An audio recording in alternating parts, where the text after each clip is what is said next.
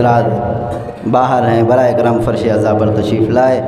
मैं उनके इस्तक़बाल में एक जोशीला अंदाज़ का जोशीला शेर आपके सामने, कम से कम ख़तीब हुसैनियत है, इस्तक़बाल ऐसा होना चाहिए उनको लगे कि यहाँ पे अज़ादार हैं। बस मैं जल्दी जल्दी आपके सामने अशार पेश कर दे रहा हूँ। दर ने अंगड़ाई ली, दीवार ने अंगड़ाई ली ना, आप तक शेर पहुँच जाए और मौलाना साहब देख ले कि यहाँ की समातें बिल्कुल बेदार हैं। दर ने अंगड़ाई ली, दीवार ने अंगड़ाई ली, यक बयक काबे की दीवार ने अंगड़ाई ली।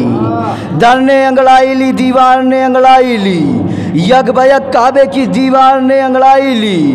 तो टूट के रह गई जंजीर की सारी लड़ियाँ, या अली कह के जो मुख्तार ने अंगड़ाई ली। आए या अली कह के जो मुख्तार ने अंगड़ाई ली। अब मैं हर पे इल्तिमास लेकर बढ़ता हूँ बड़े ही अदब व एहतराम से आली जनाब मौलाना ख़तीब हुसैनियत मोहम्मद हुसैन हुसैनी साहब से कि वो आएँ।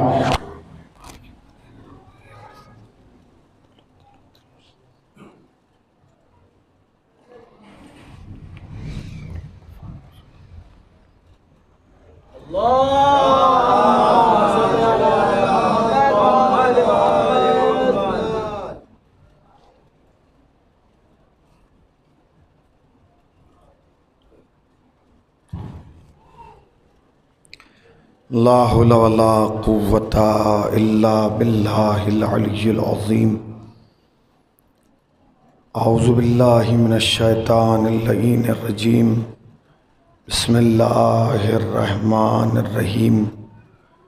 अल्हम्दुलिल्लाहिल्लज़ी ज़िक्रुहु लिशरफ़िज़ ज़ाकिरीन व शुक्रुहु फ़ौज़ुन लिश्शाकिरीन व ताअतहु निजातन लिलमुतीईन।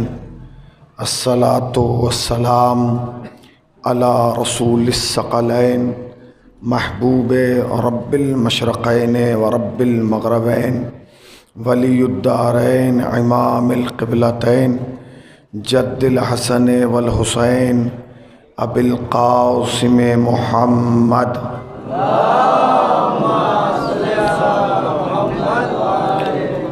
अम्मा बादो फ़क़त क़ाल अल्लाहु हक़ सुब्हानहु तबारका व तआला व क़ौलुहुल हक़।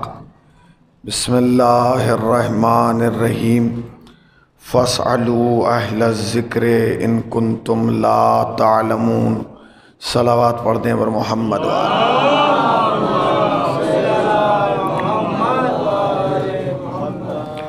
हज़रात एक मरतबा सूरह अलहम्द और 3 मरतबा सूरह इखलास की तिलावत फरमाकर मरहूम मग़फ़ूर जनाब क़दीर हुसैन इब्न सादिक़ हुसैन सबरुतुन्निसा बिनते मोहम्मद मोहसिन की रूह को इसाल फरमाएँ।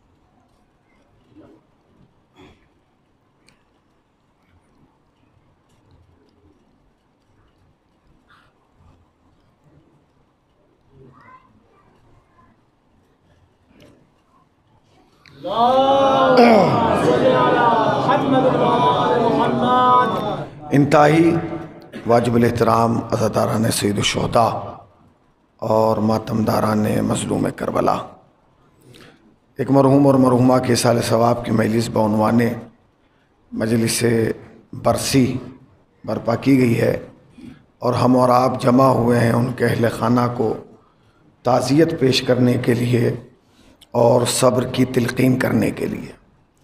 यही कानून हयात है और यही उसूल ज़िंदगी कि जब हमारे दरमियान से कोई मोमिन या मोमिना इस दार फ़ानी को छोड़कर उस आलम बका में कदम रखती है तो हम उसके इसाल सवाब के लिए मजलिस हुसैन बर्पा करते हैं।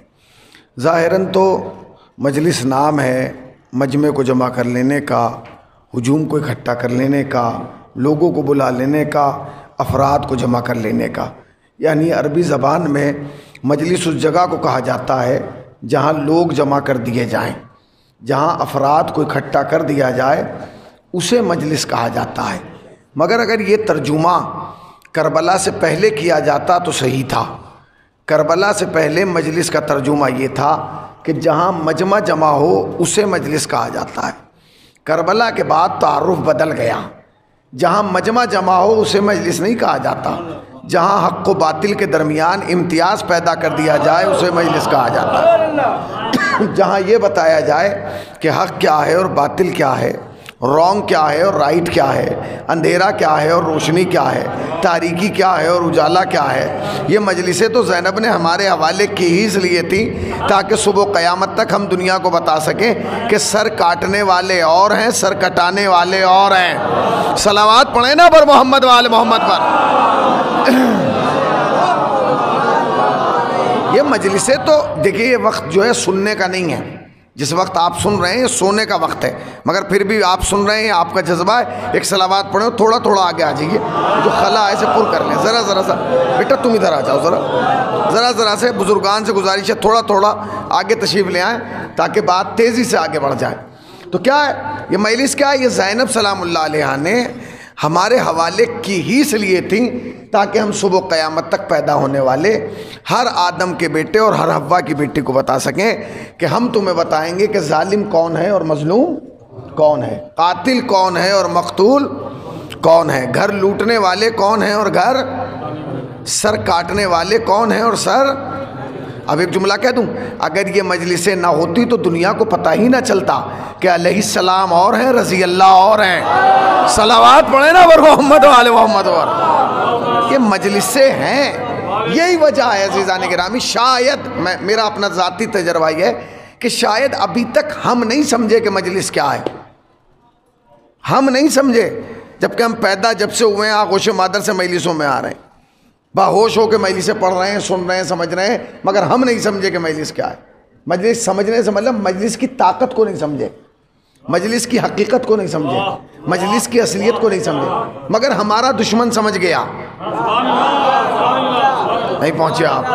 नहीं, शायद मैं अपनी बात पहुँचा नहीं पाया हूँ। भाई हम नहीं समझे कि मजलिस क्या है, दुश्मन समझ गया कि मजलिस क्या है। दलील जानते हैं क्या है? दलील ये है कि आप पूरी दुनिया में जितने पिक्चर हॉल हैं सब में जाइए, सिनेमा घरों में जाइए, किसी सिनेमा घर के बाहर कोई मौलवी साहब खड़ा हुआ नहीं मिलेगा जो ये कहता मिले लोगों का हाथ पकड़ के, भाई साहब अंदर ना जाना, अंदर जाना बिदअत है, जरा जाइए।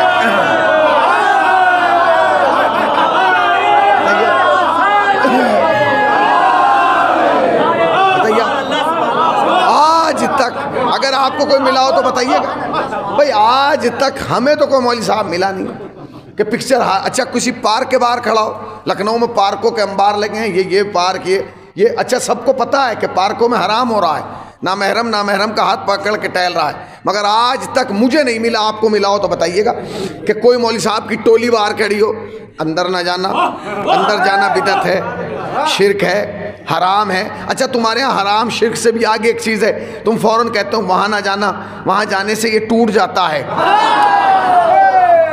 वहाँ ना जाना, वहाँ जाने से फूट जाता है, वहाँ ना जाना, वहाँ जाने से ये हो जाता है। तो कभी तुमने सोचा कि जो काम हराम का है उसे तो आप कह नहीं रहे कि वहाँ जाना हराम है, शिर्क है, बिदअत है। अच्छा जो पूरे साल नहीं बोलता वो मौलवी भी आके मुहर्रम में बोलता है कि मजलिस में ना जाना, मजलिस में जाना बिदअत है, शिर्क है, हराम है, वहाँ जाने से ये टूट जाता है, ये मुड़ जाता है, ये फूट जाता है। भैया कभी सोचो, हमें जहाँ रोकना चाहिए वहाँ तो रोक नहीं रहे हो, और जहाँ नहीं रोकना चाहिए वहाँ रोक रहे हो। मैं बहुत सोचता रहा कि पिक्चर हॉल के बाहर नहीं रोक रहे हैं, सिनेमा घर के बाहर नहीं रोक रहे हैं, शॉपिंग मॉल के बाहर नहीं रोक रहे हैं, पार्कों में नहीं रोक रहे हैं, मजलिस से क्यों रोक रहे हैं। फिर मुझे बाद में एहसास हुआ कि मौलवी साहब को इस बात का यकीन है कि ये बच्चा साल भर पिक्चर हॉल जाए, हमारा बिगड़ता कुछ नहीं, एक बार मजलिस में चला जाए हमारा। सलावात पढ़े ना पर मोहम्मद वाले मोहम्मद पर।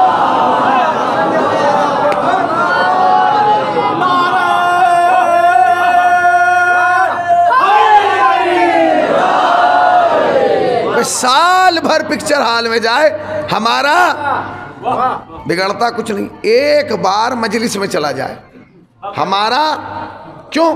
क्योंकि पिक्चर हॉल में साल भर जाएगा, घर लौट के घर आएगा, आएगा कि नहीं? पिक्चर हॉल से सीधा अपने घर, सिनेमा घर से सीधा अपने घर, पार्क से सीधा अपने घर। मगर अगर ये एक दफ़ा मजलिस में चला गया तो लौट के अपने घर नहीं जाएगा, ये लौट के सीधा मौलवी साहब के पास आएगा, किवाड़ खटखटाएगा, मौलाना को बाहर निकालेगा, गिरेबान पकड़ के पूछेगा, ये बता जो तू साल भर सुना रहा था वो कुछ और है, जो आज सुन के आया हूं, सलावात पढ़े ना पर मोहम्मद वाले मोहम्मद पर। साल भर सुना रहा था वो कुछ और है, जो आज सुन के आया हूं वो कुछ और है। इसका मतलब ये कि यहाँ आने से हकीकतें फाश होती हैं, यहाँ आने से लोगों को पता चलता है कि हक क्या है, इसलिए मजलिस की मुखालफत हो रही। अच्छा, मैं आपसे एक बात पूछ रहा हूँ भाई, इमाम हुसैन का दुश्मन आप किसे मानते हैं? जिसने इमाम हुसैन का सर काट दिया, जिसने इमाम हुसैन के सरोतन में जुदाई कर दी, जिसने बीवियों के सर से चादर उतार ली, जिसने इमाम हुसैन के ख़िलाफ़ किताबें लिखी, जिसने इमाम हुसैन अलैहिस्सलाम के ख़िलाफ़ ज़बानें खोली, खाली वो दुश्मन है? नहीं, खाली वो दुश्मन नहीं, वो तो खुला हुआ दुश्मन है। जो मजलिस की मुखबरी करे वो भी हुसैन का दुश्मन है, जो अज़ादारी की मुखबरी कर रहा है वो भी दुश्मन है। कहीं ऐसा ना हो कि काम तुम्हारा छोटा हो और लानत यजीद से ज़्यादा मिल जाए। इसलिए कि जितने लोग भी सैयदुश्शुहदा के ख़िलाफ़ ज़बानें खोल रहे हैं वो कान खोल के सुन लें कि हुसैन की दुश्मनी करना कोई आसान नहीं है, हुसैन से दुश्मनी करना कोई मामूली नहीं है। हुसैन की दुश्मनी की पहली शर्त यह है कि बंदा कम से कम यजीद हो। अरे नहीं पहुंचे, मैंने तो लफ्ज़ कह दिया। हुसैन की दुश्मनी के लिए पहली शर्त यह है कि बंदा कम से कम, जोर से बोलिए, और यजीद होने के लिए पहली शर्त यह है कि बंदा कन्फर्म हरामजादा हो। और नहीं पहुंचे आप, फिर पहुंच गए। यजीद होने के लिए कन्फर्म हरामजादा हो, और हरामजादा होने के लिए पहली शर्त ये कि अम्मा एक हो अब्बा अनेक हो। सलावात पढ़े पर मोहम्मद वाले मोहम्मद पर, सलावात पढ़ देना पर मोहम्मद वाले मोहम्मद।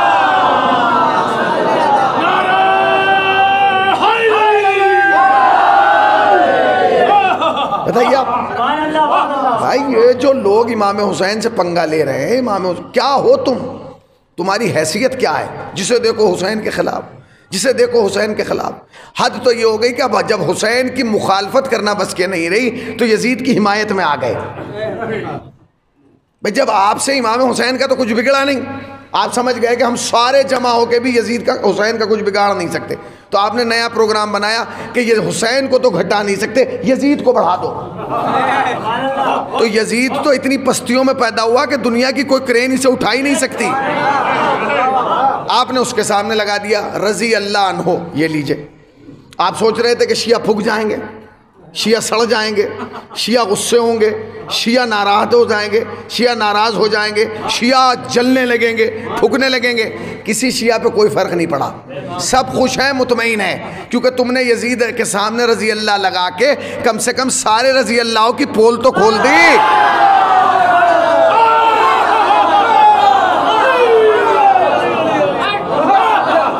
बताइए, आपने कम से कम रज़ी अल्लाह लगा के सबकी पोल तो खोली।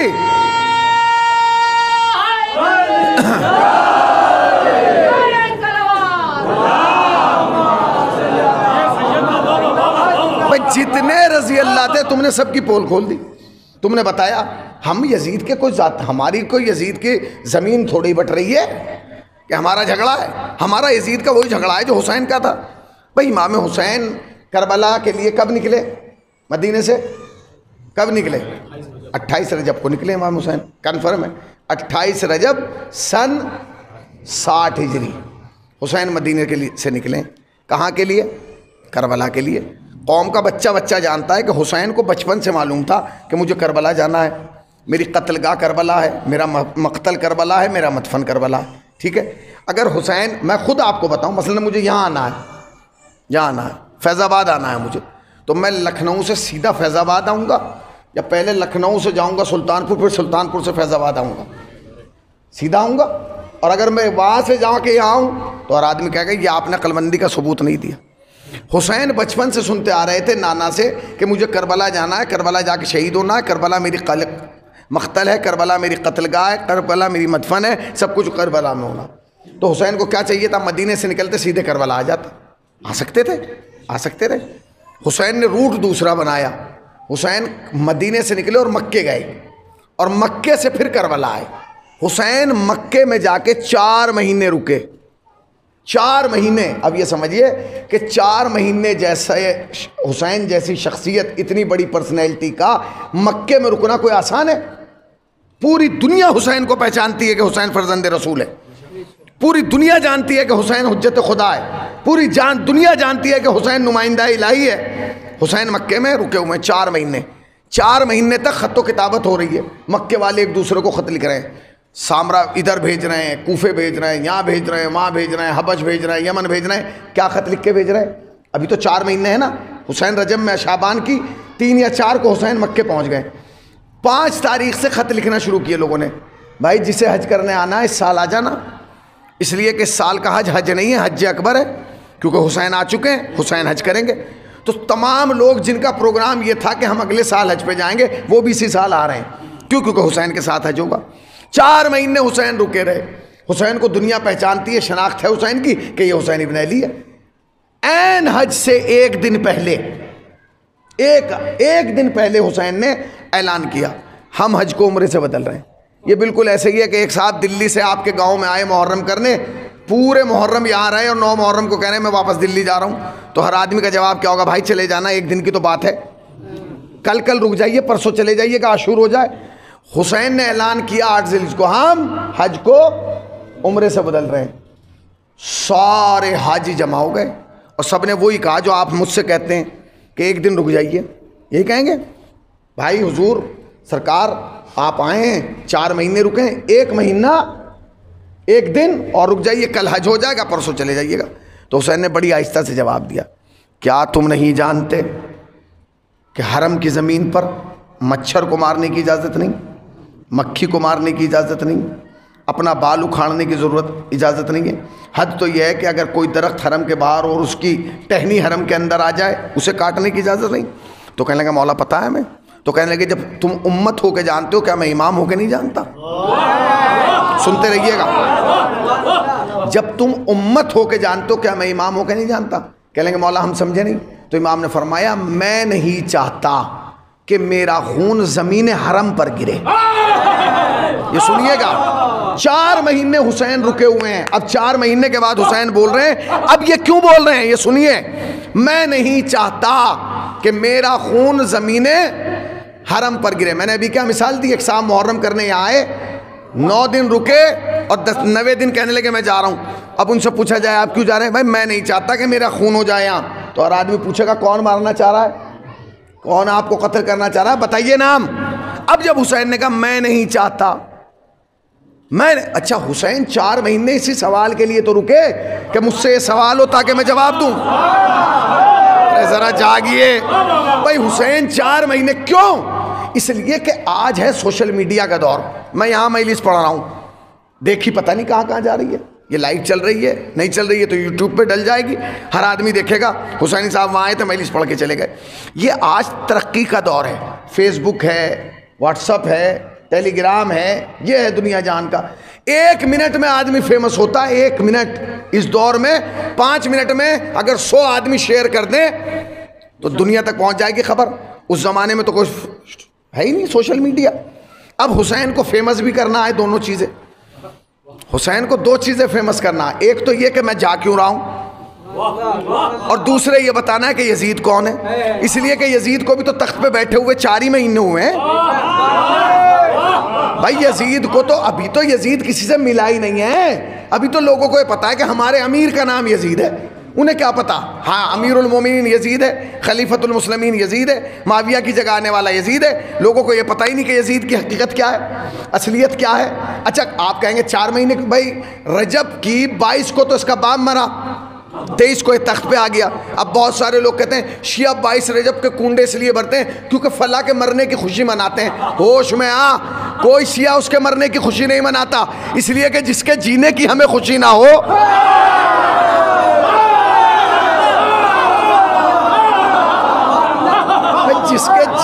हमें खुशी नहीं है,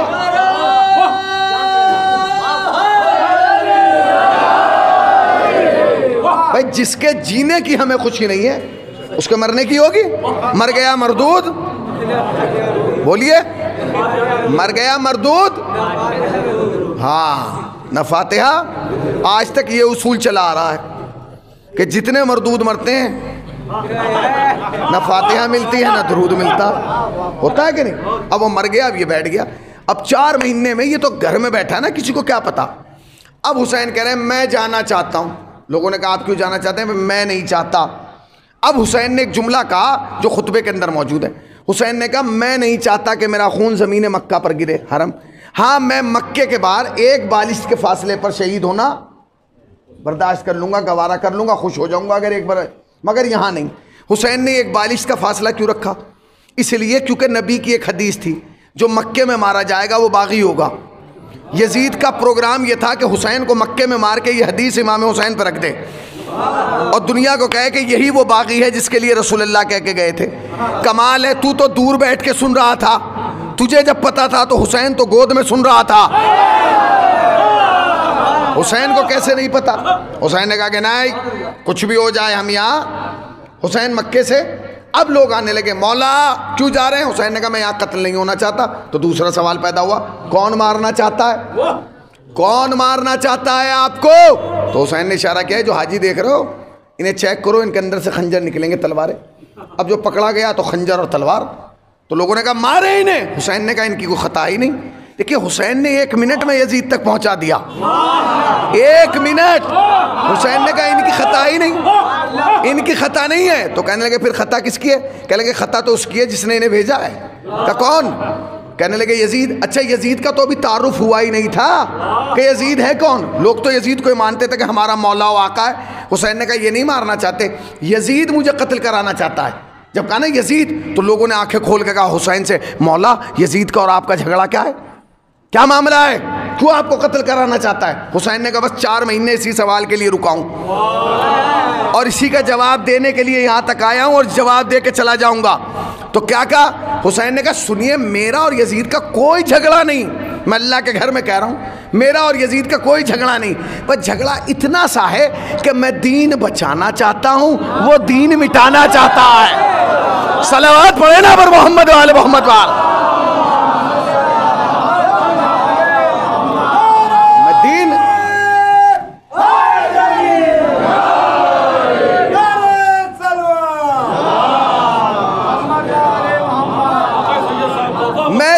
बचाना चाहता हूं, वो दीन मिटाना चाहता है। हुसैन अच्छा दीन। हुसैन ने कहा मैं कुरान बचाना चाहता हूं, वो कुरान मिटाना चाहता है। मैं शरीयत बचाना चाहता हूं, वो शरीयत। हुसैन ये जवाब दे के निकल गए मक्के से। अगर हुसैन इस बात का जवाब दे के ना निकलते तो आज तक मुसलमान ये कहता हमें तो पता ही नहीं चला कि हुसैन आए क्यों थे। हुसैन ने पहले बताया कि मैं जा क्यों रहा हूं, फिर मैदान में आए। आपने गौर ही नहीं किया, हज से 1 दिन पहले हुसैन ने बताया कि मैं जा क्यों रहा हूँ। ये भी कमाल है, हज से पहले बेटे की शहादत का ऐलान हो रहा है, हज के बाद अली बेटे के बाप की विलायत का ऐलान हो रहा है। यही महीना है ना। हुसैन निकल गए। अब जो निकले तो लोग जमा होने लगे इमाम हुसैन के इर्द गिर्द। कहने लगे मौला कहा हम आपको रोकने तो नहीं आए, क्योंकि आप रुकेंगे तो नहीं। तो इमाम ने कहा फिर? कहने लगे जो आपने रास्ता लिया है ना ये ख़तरनाक है। तो इमाम ने कहा मैं क्या करूं? ख़तरनाक है तो मैं क्या करूं? तो कहने लगे हुजूर मसला यह है कि आपको जाना है, सुबह चले जाइएगा, अभी सूरज छुपने वाला है। इतने आप मक्के की हदूद से बाहर निकलेंगे इतने सूरज छुप जाएगा। तो इमाम ने कहा तुम कहना क्या चाहते हो? कहा मौला इस रास्ते पे ख़तरा है। तो इमाम ने कहा ख़तरा कैसा है? जानवरों का ख़तरा है, दरिंदों का ख़तरा? का नहीं, ये वो रास्ता है जिस पर अब्दुल अजीज़ पड़ाव डाले हैं। भैया ये अब्दुल अजीज़ कौन है, किस बला का नाम है? तो पता चला कि अब्दुल अजीज़ उस ज़माने के सबसे बड़े डाकू का नाम था। ये ऐसा डाकू था जो सिर्फ हाजियों को लूटता था। पहले हाजियों को रोकता था, फिर पीटता था, फिर लूटता था, फिर छोड़ता था। पहले रोकता था, फिर लूटता था, फिर पीटता था, फिर छोड़ता था। लोगों ने कहा मौला आप इस रास्ते से जा रहे हैं, इस रास्ते पे तो अब्दुल अजीज़ है और आप जाएंगे तो अब्दुल अजीज़ आप पे भी हमला कर देगा। अब जुमला कहूँगा आहिस्ता से, आप तक पहुँच गया तो नवाजिश होगी। कहा मौला आप इस रास्ते से जाएंगे अब्दुल अजीज आप पे भी हमला कर देगा, इसलिए कि वो तो डाकू है, और डाकू को क्या पता कि इमाम क्या होता है, पता नहीं कहाँ पता है भाई, डाकू को क्या पता कि इमाम। एक जुमला कहूँ आहिस्ता से, खुदा की कसम इस जुमले में बड़ा हक है और बड़े राज पोशीदा हैं। ना कल के डाकुओं को पता था,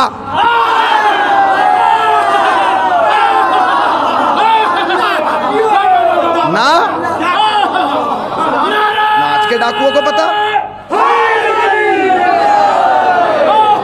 ना कल के डाकुओं को पता था, ना आज के डाकुओं को पता। तो इमाम ने कहा हम तो निकले ही लुटने के लिए, चलो उससे भी मिलेंगे, चले। अच्छा हमारी प्रॉब्लम क्या है, मैं जानते हैं हमारी प्रॉब्लम क्या है। हमारी सबसे बड़ी प्रॉब्लम यह है कि हमने इन मजलिसों को महदूद कर दिया।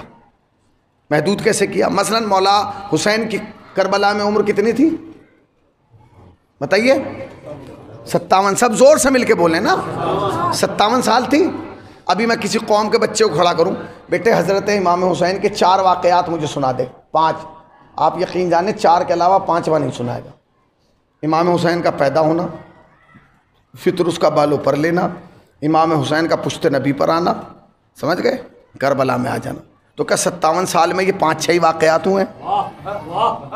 पूरी ज़िंदगी है 57 साल की, तो क्या 5-6 वाक़यात हुए? क्या नहीं, ज़िंदगी तो पूरी थी, हमने 5-7 सुने हैं। तो तुम्हारे सुनने की कमी है और मेरे पढ़ने की कमी है, वरना इमाम की तो पूरी ज़िंदगी है। होना तो ये चाहिए कि जो मौलवी अशरा पढ़ने आए उससे कहें कि सिर्फ फ़ज़ाइल भी हुसैन के सुनाए, मसाइब भी हुसैन के सुनाए, तो कम से कम लोगों को पता तो चले कि हुसैन है क्या, तारुफ तो हो कि हुसैन है क्या, हुसैन की हकीकत क्या है, हुसैन की असलियत क्या है।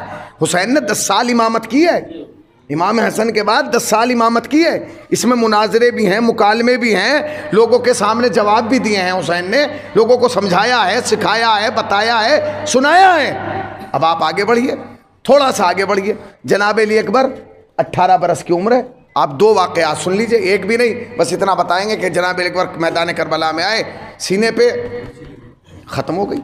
जनाब अब्बास 5 वाक़यात, छठा कोई वाक़या नहीं। क्यों नहीं है?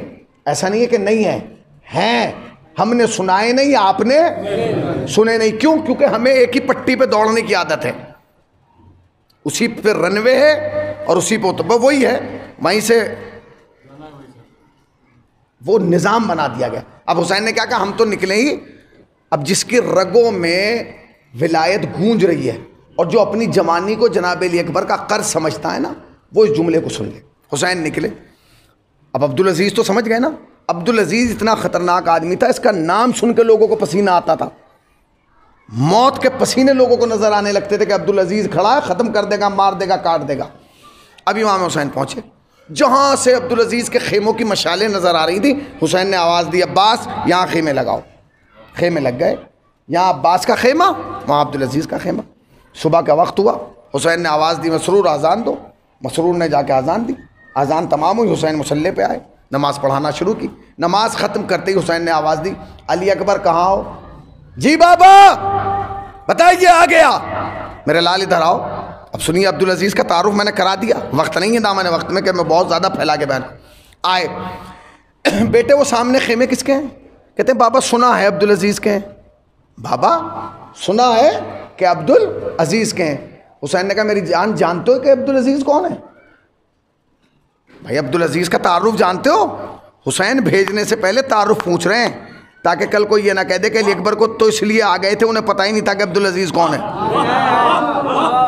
पहले पूछ रहे हैं कौन है। अब जो अली अकबर ने तारुफ कराया वो सुन लीजिए, शायद इसके बाद ये मैली सर्च पे पहुंच जाए। बेटा तुम ये तो जानते हो कि अब्दुल अजीज़ के खेमे, तुम्हें मालूम है कि अब्दुल अजीज़ कौन है? भाई पूरी तवज्जो। क्या जवाब दिया जनाब अली अकबर ने? कह लगे बाबा सुना है अरब के लोग इससे डरते हैं, पता नहीं कहाँ बैठे हैं। बाबा सुना है कि अरब के लोग, आपने गौर ही नहीं किया। बाबा सुना है अरब के लोग, जरा बोलिए, बाबा सुना है अरब के लोग। अब बाबा सुना है अरब के लोग इससे डरते, बता दिया अरब के लोग और हैं, आले अबू तालिब और हैं।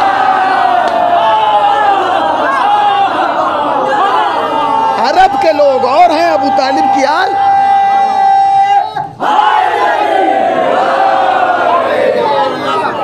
सुना है अरब वाले से डरते हैं, अरब वाले डरते हैं, हम नहीं डरते, अरब वाले डरते हैं। तो कहने लगे कि ठीक है, जाओ जरा उसके पास सलाम कहना और कहना कि अब्बा बुला रहे हैं, बाबा बुला रहे हैं, जाओ। और ऐसे ना जाना, सज धज के जाना, सज धज के जाना। हुसैन कह रहे हैं अकबर से सज धज के जाना। एक तो अली अकबर, ऊपर से सजे हुए अली अकबर। जब खेमे में गए तो नूर थे, जब वापस आए तो नूर अला नूर हो गए। आ गए घोड़े पर सवार हुए, चले। अब अब्दुल अजीज तो सो रहा है ना, औंधे मुंह पड़ा हुआ, उसका मुखबिर देख रहा है। उसने देखा है आज तक हमारे नाम से लोग उधर कैसे ही नहीं गुजरते थे, ये कौन है जो अकेला इधर आ रहा है, कौन है भाई? गया जाके अब्दुल अजीज को उठाया, जाग क्या हुआ? उस्ताद आज तो काम हो गया का क्या? आज तक तो हम ढूंढते थे कि किसे लूटें, वो मिल जाए जिसे लूट लें, ये खुद लूटने के लिए आ रहा। तो कौन है? कहा हुजूर कोई शहजादा है। तो कहा तुझे कैसे पता? कि लिबास बता रहा है कि शहजादा है। अब्दुल अजीज ने कहा जाओ जाओ कावा दो। कावा समझ गए? जिसे घेरते हैं, जैसे बीच में ये, इसे घेरने को कहते हैं कावा देना। घेर लो, कावा दे लो। सिपाही आए, 500 सिपाहियों ने अली अकबर का कावा दिया। कितने? दायरा कितना बड़ा होगा, कितना बड़ा दायरा होगा। सिपाही नेज़े लिए हुए, 500 सिपाही, अब मैं जुमला कह रहा हूँ, 500 सिपाहियों ने कावा किया है। 1000 आंखें अली अकबर को देख रही हैं।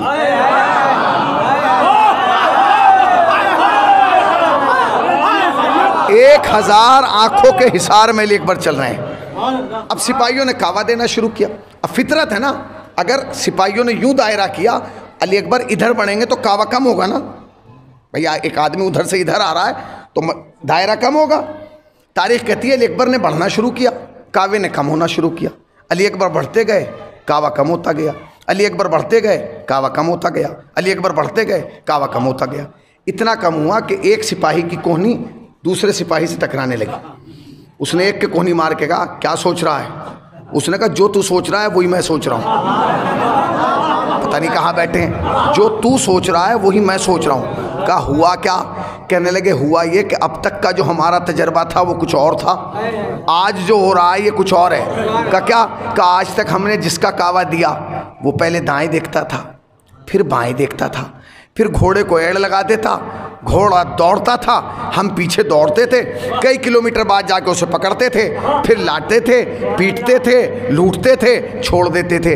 ये तो अजीब है, न दाएं देख रहा है, न बाएं देख रहा है, न आगे देख रहा है, न पीछे देख रहा है, न स्पीड बढ़ा रहा है, न स्पीड घटा रहा है। ये सारी बातें अली अकबर सुन रहे हैं और ये सिपाही आपस में तलवार नेज़े लेके बातें कर रहे हैं। अली अकबर ने आहिस्ता से घोड़ा रोका और रोक के सिपाहियों को देख के कहा परेशान क्यों हो? दाएं क्यों देखूं, बाएं क्यों देखूं, स्पीड बढ़ाऊं क्यों, घटाऊं क्यों? क्या मैं किसी भगोड़े का पोता हूं?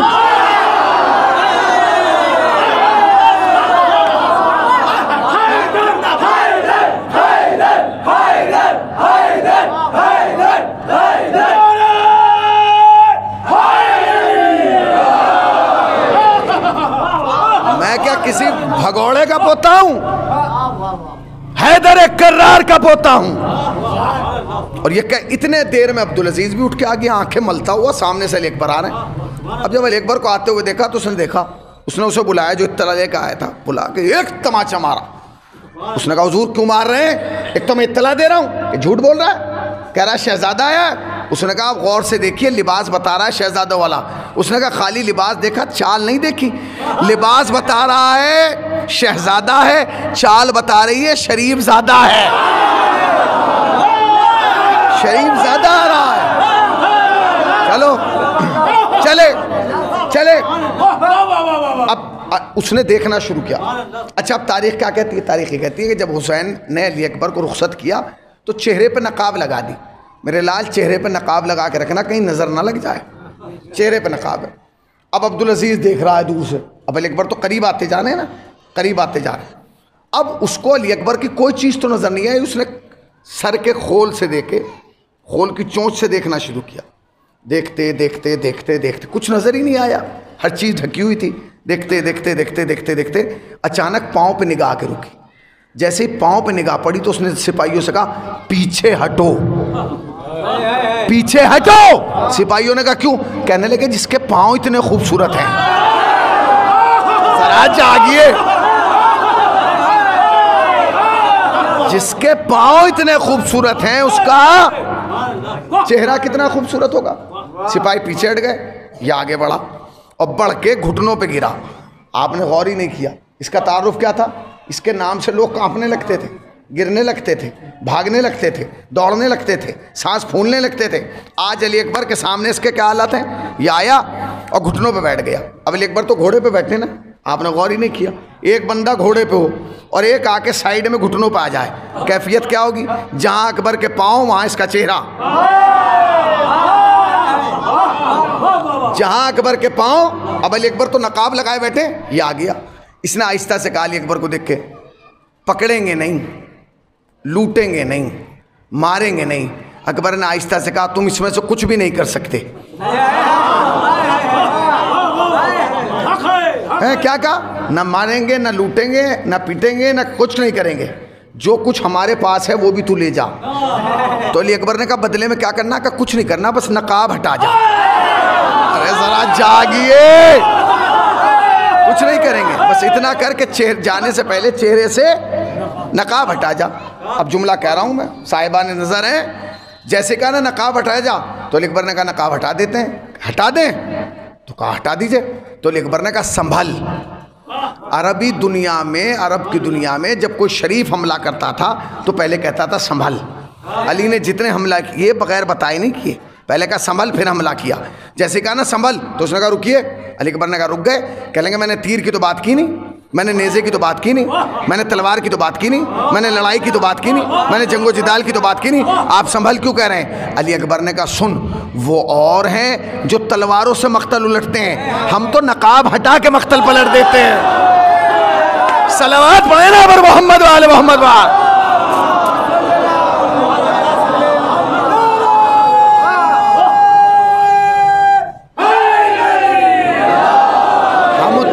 नकाब हटाएंगे और मख्तल उलट जाएगा। अली अकबर ने कहा हटा दे। कहा हटा दीजिए। मैंने जितनी तमीद बांधना थी बांध ली, तमीद खत्म, मैलिस शुरू। तमीद खत्म हो गई, मैलिस शुरू हो गई। कहा हटा दे। इसने कहा हटाइए। भाई या अली कह के जो अली अकबर ने नकाब हटाई, अब्दुल अजीज घुटनों पे था, जमीन पे गिरा, फिर उठा, फिर गिरा, फिर उठा, फिर गिरा, फिर उठा, फिर गिरा, फिर उठा, फिर गिरा, और मख्तल की तरफ ये कहता हुआ दौड़ा सिपाहियों भागो, कयामत आ गई। सिपाहियों ने कहा क्यों? कहा जंगल में मोहम्मद आ गया। जागिए।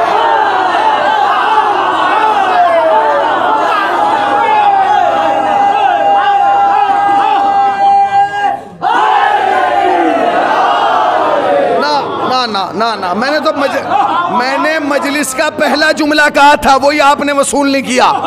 आगे का कैसे कह दूं? इस जुमले पे तो तुम्हें खड़े हो जाना चाहिए था। अब सुनिए जुमला क्या? कहा भागो, कयामत आ गई। का क्या हुआ? कि जंगल में मोहम्मद आ गया। सिपाही दौड़ने लगे, दौड़ रहे थे। अली अकबर अपनी जगह खड़े हैं, सिपाही दौड़ रहे हैं। पूरी तवज्जो भाई, एक एक हुसैनी की हुसैनी तवज्जो चाहता है। जब दौड़ रहे थे तो अली अकबर ने अपनी जगह खड़े खड़े गरजते हुए लहजे में कहा अब्दुल अजीज ठहर जा, तू भाग के भी नहीं भाग सकता। सुनिए सुनिए, नहीं नहीं, इसके बाद चाहे जैसे दाद दीजिएगा आपकी मर्जी। अब्दुल अजीज ठहर जा, तू भाग के भी नहीं भाग सकता। जैसे ही ये आवाज अब्दुल अजीज के कान में पड़ी, अब्दुल अजीज ने कहा और तेज भागो। सिपाहियों ने कहा क्यों? का चेहरा बता रहा है मोहम्मद आया है, आवाज बता रही है अली भी साथ आया है।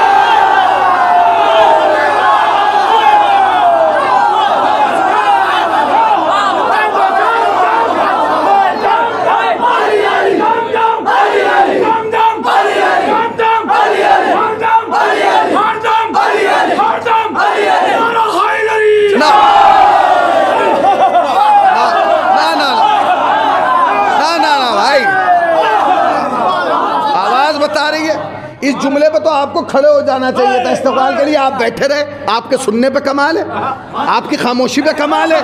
अम्मा ये तो वो जुमले हैं जिस पे इतने नारे बुलंद होते हैं कि जब आवाज़ अर्श पे जाती है तो फरिश्ते दौड़ के जिब्राइल से पूछते ऊपर नीचे हो क्या रहा है, नीचे हो क्या रहा है। तो जिब्राइल फरिश्तों से कहता है घर जाके बैठ जाओ, जो आज तक ऊपर हो रहा था आज नीचे हो रहा है।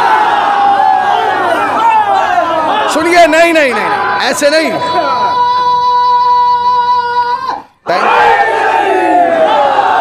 ऐसे नहीं, ऐसे नहीं। जो अगला जुमला कहूंगा उस पे आप बैठे नहीं रहेंगे, मेरा दावा है। मैंने भी जिंदगी भर मजलिसें ही पढ़ी हैं। क्या कहा? भागो का क्या हुआ? कहने लगे आवाज बता रही है कि मोहम्मद आया, चेहरा बता रहा है कि मोहम्मद आया, आवाज बता रही है। सिपाहियों ने स्पीड कम कर दी। वो कह रहा भागो। उन्होंने कहा अली का नाम लेके भागा ही नहीं जा रहा, सुना ही नहीं जा रहा। क्या क्यों? का बदन की ताकत निकल गई। उस्ताद जब से आपने कहा ना अली भी साथ आया, अब भागा नहीं जा रहा। क्या अब वापस चलिए। क्या क्यों? कहा भाग नहीं सकते, भागने में कोई फायदा नहीं। क्या क्यों? कह लेंगे भाग लो जितना भागना है। अब्दुल अजीज कह रहा है भागो जितना भागना है। क्या क्यों? कहा मैंने सुना है अली भागते हुए का पीछा नहीं करता।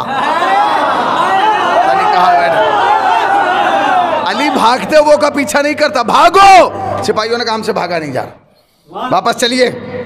और अगर आप वापस नहीं जाएंगे तो वो इतना कुदरत का मालिक है, हाथ बढ़ा के वहीं से उठा लेगा।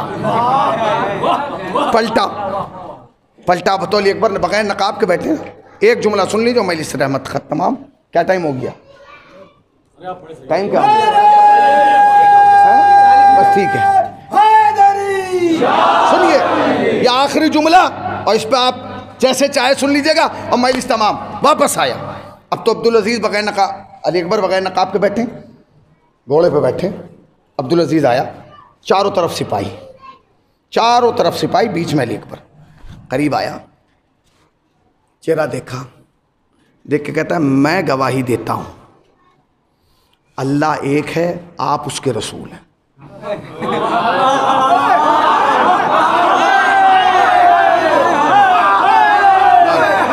ऐसे नहीं। अब तक तुम बैठे रहे ना, अब बैठे रहे, अब तक बैठे रहे, अब इस जुमले के बाद बैठे नहीं रहोगे। क्या कहा? मैं गवाही देता हूं अल्लाह एक है, आप उसके रसूल हैं। जब भी अब्दुल अजीज कहता था आप रसूल है, अकबर कहते थे मैं रसूल नहीं, मैं रसूल नहीं, मैं रसूल नहीं। वो कहता रहा आप रसूल हैं, अकबर कहते रहे मैं रसूल नहीं, मैं रसूल नहीं, मैं रसूल नहीं, मैं रसूल नहीं, मैं रसूल नहीं, मैं रसूल नहीं, मैं रसूल नहीं। अरे कहां से लाओगे दुनिया में ऐसा खानदान? दादा खुदा बनने को तैयार नहीं, पोता नबी बनने को तैयार नहीं।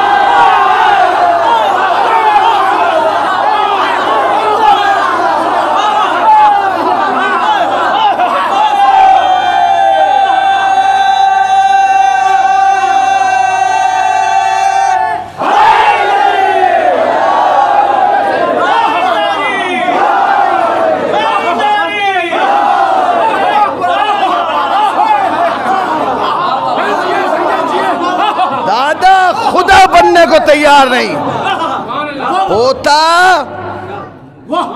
नबी बनने को तैयार नहीं। तो पोता तो नबी बनने को तैयार नहीं। कहेंगे आप कौन है? कहेंगे मैं रसूल के नवासे का बेटा अली अकबर हूं। तो कहेंगे हूँ बहु रसूल है। तो कहने लगे इसीलिए तो शबीर रसूल कहा जाता है। अच्छा आजकल लोग शबियों की मुखालफत कर रहे हैं भाई, आजकल कुछ लोग शबियों की मुखालफत कर रहे हैं। ये ना बनाओ, शबी में असल का असर नहीं आता। अगर शबी की कोई अहमियत नहीं है तो अली अकबर शबी रसूल कैसे हैं? भाई शबियों की में अगर कुछ असर नहीं है तो अली अकबर शबी रसूल क्यों हैं? और आगे बढ़े। एक शख्स पैगंबर इस्लाम के पास आया, एक शख्स, या रसूलल्लाह आपने मुझसे कहा है कि मैं अपने माँ बाप की कब्र पे जाके दुआ करूं, मगर जिस वक्त मेरे माँ बाप का इंतकाल हुआ मैं बहुत छोटा था, मैं तो भूल गया कि माँ बाप की कब्र कहाँ है। तो रसूलुल्लाह ने कहा ऐसा करो कि अगर तुम्हें नहीं मालूम कि तुम्हारे माँ बाप की कब्र कहाँ है, तुम माँ बाप की कब्र की शबी बना लो, दुआ करना खुदा की बारगाह में कबूल हो जाएगी। इसका मतलब यह है कि अगर माँ बाप की कब्र की शबी बना के दुआ की जाए तो पैगंबर कहते हैं कबूल हो जाती है। तो अगर अहले बैत के रोज़ों की शबी बना के भैया, अगर अहले बैत के रोज़ों की शबी बना के दुआ की जाए तो क्या कबूल नहीं होगी? ये अजीबोगरीब तरीके की नहज आई है कि रोज़े की शबी ना बनाइए, असल है। भाई ये तो हमें भी पता है कि असल है। अच्छा मैं आपसे पूछ रहा हूँ, क्या ये मस्जिद काबे की शबी नहीं है? भाई ये मस्जिद काबे की शबी है कि नहीं? शबी है तो क्यों जा रहे हैं आप? अगर शबी में कोई असर नहीं है तो इस शबी पे जाके दुआ क्यों कर रहे हैं? घर की नमाज में और मस्जिद की नमाज में फ़र्क है कि नहीं? फ़र्क है। मस्जिद में, घर में पढ़ेंगे तो सवाब कुछ और है, मस्जिद में पढ़ेंगे इसका मतलब शबी में असर है। आप क्यों कह रहे हैं कि शबी में असर नहीं है? भाई बहुत सारी शबियाँ मैं गिना सकता हूँ, बहुत सारी, 1000 शबियाँ हैं। पैगम्बर इस्लाम गए अर्श मौला पे शब मेराज में, देखा कि एक फरिश्ता बिल्कुल मौलाए कायनात की शक्ल जैसा बैठा हुआ। तो रसूलुल्लाह ने जिब्राइल से पूछा ये कौन है? अली को तो मैं नीचे छोड़ कर, कहा या रसूलुल्लाह ये अली नहीं है। क्या फिर? क्या जब से आपने फरमाया कि अली के चेहरे को देखना इबादत है, फरिश्तों ने खुदा की बारगाह में कहा परवरदिगार हम अली की चेहरे की ज़ियारत कैसे करें? तो अल्लाह ने हुक्म दिया परेशान ना हो, तुम्हारे लिए मैं एक अली की शबी बना दूंगा। तुम्हारे लिए मैं अल्लाह की।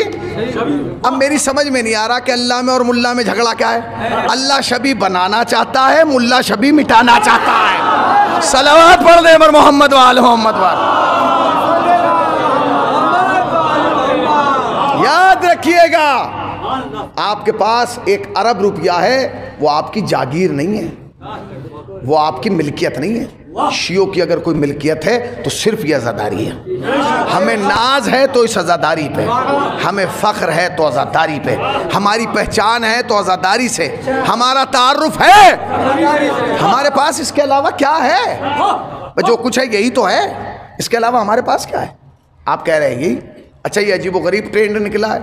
एक दौर वो था कि जब मुखालफत हुई थी कि अलम की मुखालफत की गई है, फिर ताज़िये की मुखालफत की गई है, फिर बात आगे बढ़ी तो जी नज़रों की मुखालफत होने लगी। फिर एक दौर आया तो जनाब ज़हरा सलामुल्लाह अलैहा की कहानी की मुखालफत होने लगी। अब और आगे बढ़े तो जनाब कासिम की मेहंदी की मुखालफत होने लगी। अब बिल्कुल मामला ही ख़त्म कर दिया, अब रोज़ों की भी मुखालफत होने लगी, अब शबी रोज़ा की भी मुखालफत। तो फिर अब कहाँ तक हम जाएंगे? ज़रूरी नहीं है अज़ीज़ान गिरामी कि एक बहुत बड़ा इंसान हो, गलती सबसे हो सकती है, ख़ता सबसे हो सकती है।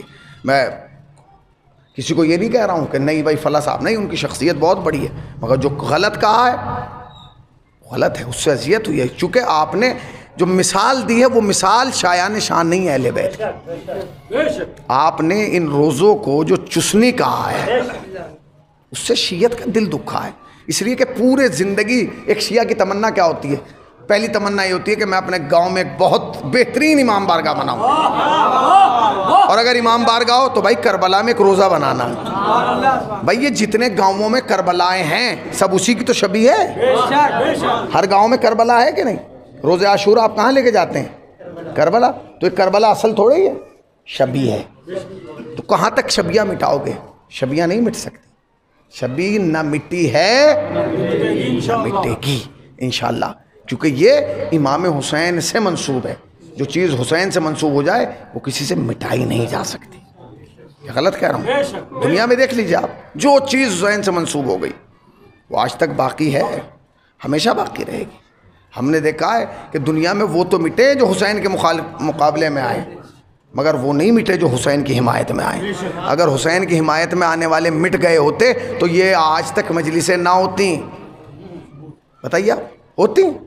वे पूरी दुनिया की बड़ी ताकतें तुम्हें मारने पे लगी हैं, तुम ख़त्म नहीं हो रहे हो।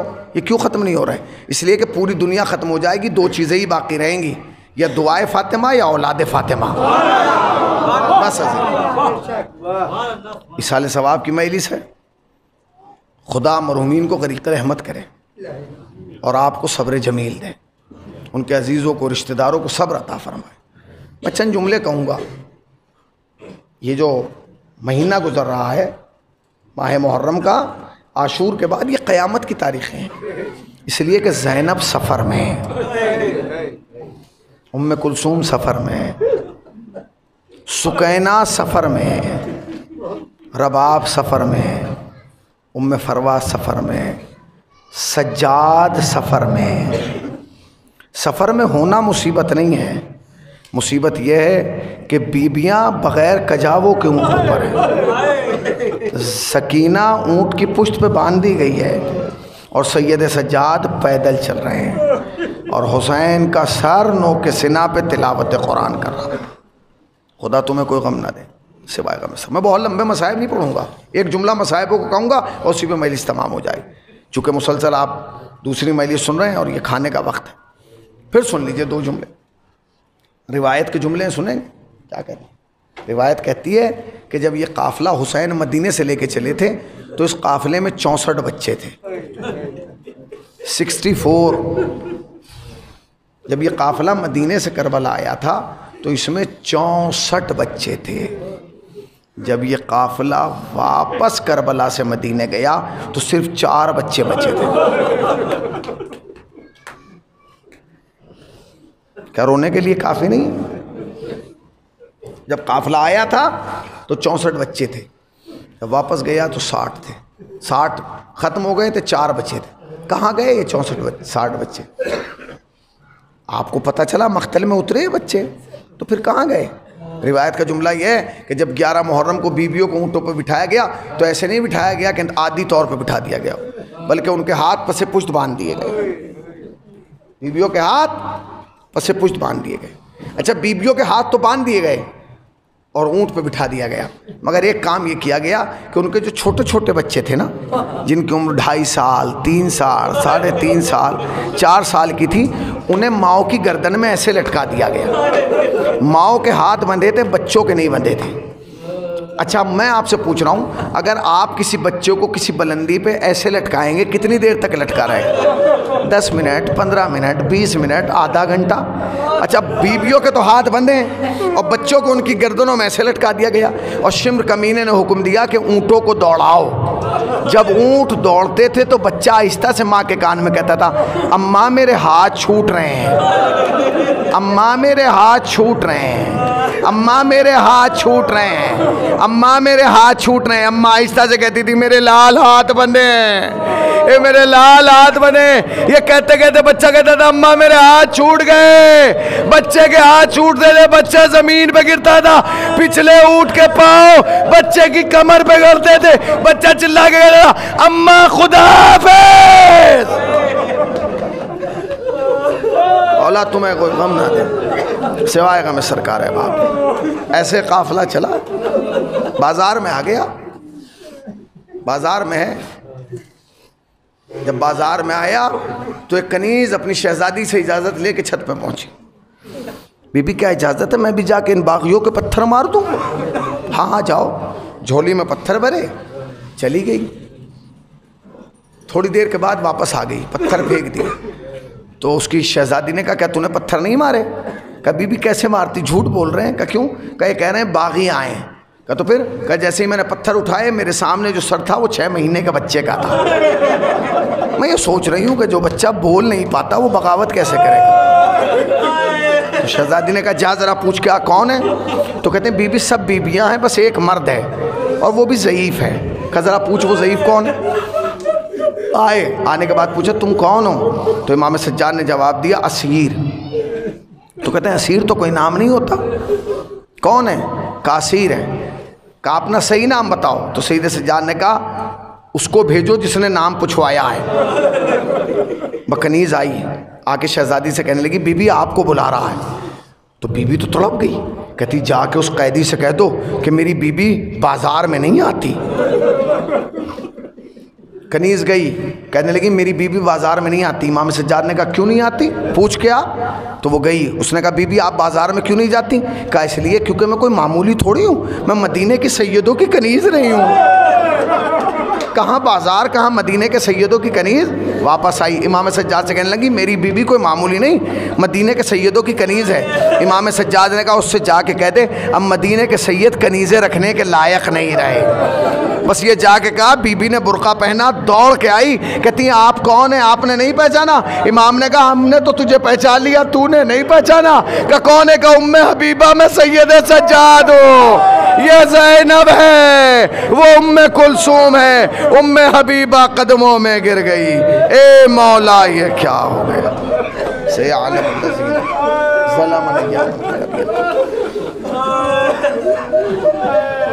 परवरदिगारा तुझे वास्ता मोहम्मद आल मोहम्मद का हमारी मुख्तसर कलील सी बात कबूल फरमा, सबब निजात तो शय आखरत करार दे। जिस मरहूम और मरहूमा के साले सवाब के लिए मैंने सज़ा बर्पा की गई है, फ़िशार कब्र तन्हाई कब्र खिलबत कब्र से महफूज फरमा, दराजात को बुलंद से बुलंद तर फरमा, जवार अहले बैत में जगह इनायत फरमा, जवार मासूमीन में जगह इनायत फरमा। खुदाया हाजिरीन मजलिस को साल के अंदर अंदर ज़ियारत करबला मौला से मुशर्रफ फरमा। जो एक बार जा चुका है उसे 2 बार बुला ले, जो 2 बार जा चुका है उसे बार बार बुला ले। आँख बंद ना हो जब तक रोज़ा हुसैन का दीदार ना कर लें। खुदाया हमारे गुनाहों को बख्श दे, गुनाहों को बख्श दे, गुनाहों को बख्श दे, आक़िबत बखैर कर दे, आक़िबत बखैर कर दे। मेरी ज़बान बयान में क़ुव्वत अता फरमा, सामीन की समातों को हर बलाए नागानी से महफूज फरमा, इस ज़िक्र को हमारी नस्लों में मुंतकिल कर दे। मेरे अल्लाह हमें हक़ मिंबर अदा करने की तौफ़ीक़ अता फरमा। मेरे अल्लाह हमारे वारिस के ज़हूर में ताजील फरमा, ताजील फरमा, ताजील फरमा। हमें सरकार के अवाल और अंसार में शुमार फरमा। रब्बना तक़ब्बल मिन्ना इन्नका अंतस समीउल अलीम। हज़रात एक मरतबा सूरह अल हम्द और 3 मरतबा सूरह